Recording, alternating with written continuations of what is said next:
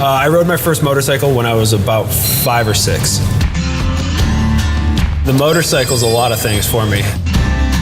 It's definitely a form of therapy. You can kind of just shut off life for a little bit and get out of your head and just really enjoy yourself on the bike.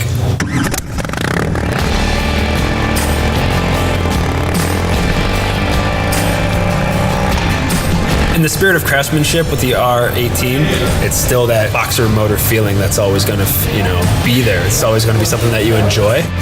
A lot of classic cues just within the motor itself, but a lot more range of power.